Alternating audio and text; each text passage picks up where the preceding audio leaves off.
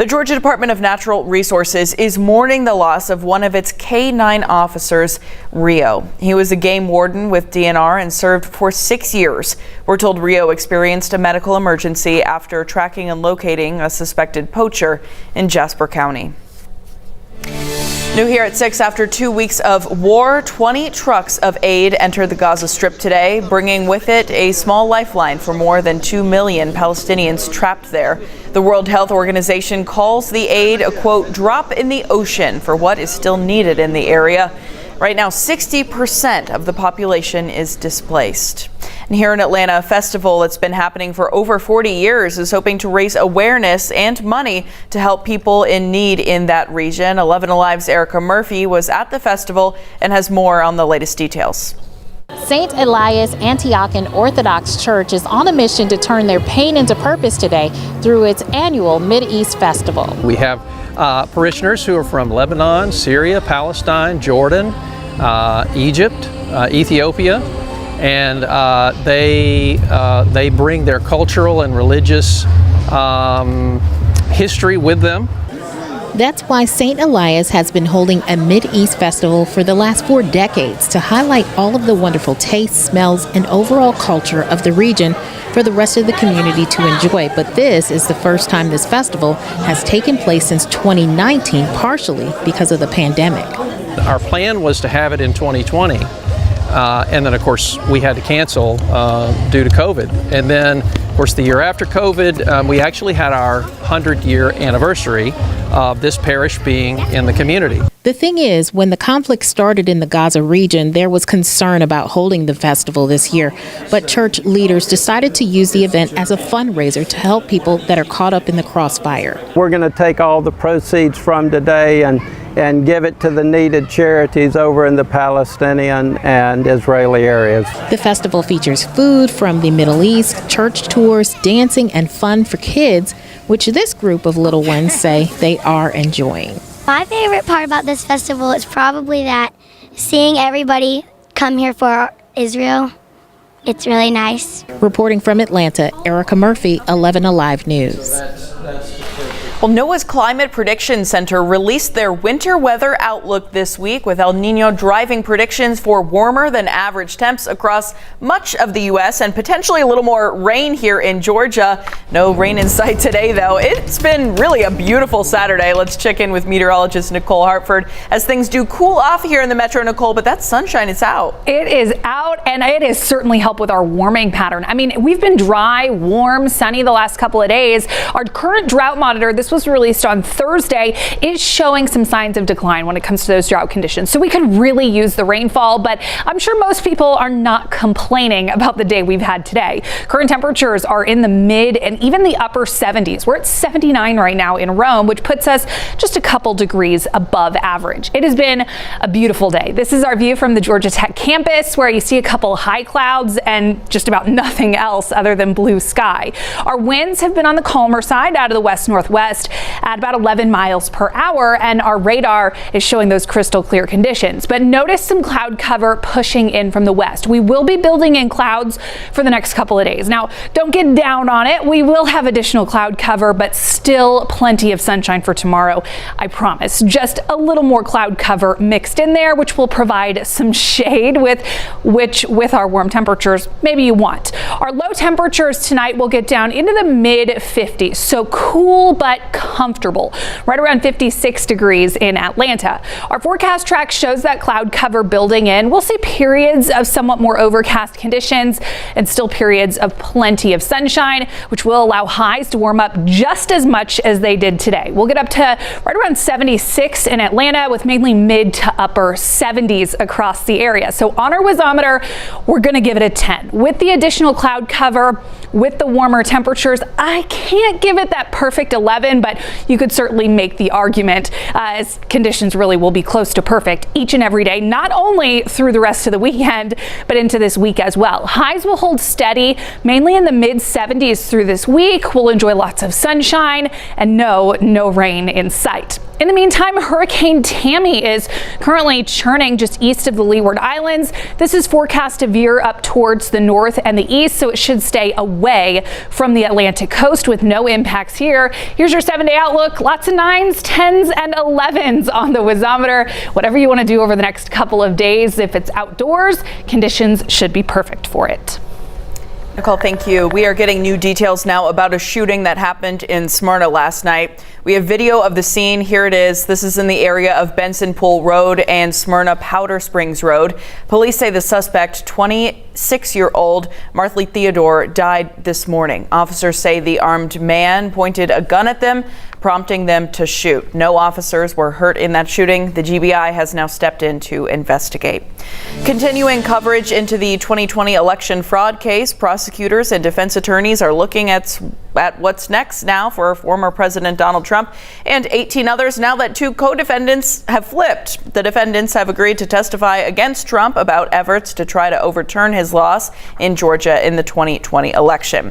11Alive's John Sherrick has more on the legal damage Trump could face in his upcoming trial. They were key players, helping President Donald Trump right after he lost re-election in 2020, working to try to overturn his loss illegally, as they just admitted to Fulton County prosecutors. How do you plead to count 15? 2 more of Trump's 18 co-defendants. Guilty. Attorney Kenneth Chesbrough and former Trump attorney Sidney Powell. Guilty. Pleading guilty to reduced charges in exchange for their testimony, potentially against Trump himself and others at their upcoming trial. I would say this shows there is significant momentum in favor of the prosecution. Emory Law School professor Kay Levine says it's clear prosecutors believe Chesbrough and Powell have firsthand insider knowledge implicating Trump and other co-defendants. Chesbrough and certainly Powell were at least at some points in the room where it happened. I think that they were probably privy to conversations and emails among the more high-profile targeted defendants that could be very damaging to the former president, Giuliani, Eastman, and some of the others. Chesbrough and Powell and a third person who pleaded guilty last month, Scott Hall, more valuable to the prosecution as witnesses, Levine says, than as defendants. So in any large-scale case like this, there's always a trading in the little fish for the big fish sort of pattern. I would be surprised if these are the only 3 who are in negotiations with the DA's office and who ultimately decide to take the deal. As it is, Trump and any of the other 15 defendants who do not change their not guilty pleas will go to trial in Fulton County sometime possibly next year. In Atlanta, John Sherrick, 11Alive News. Now tomorrow, after 11Alive weekend mornings, Meet the Press host Kristen Welker will sit down exclusively with a key player, former VP and presidential candidate Mike Pence. So stay tuned for that.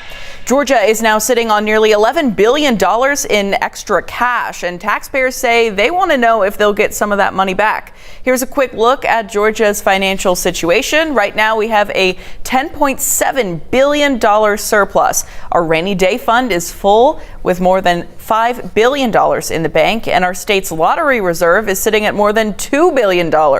Georgia's surplus just keeps getting bigger each year. In the past, some money has gone toward one-time rebate payments for taxpayers.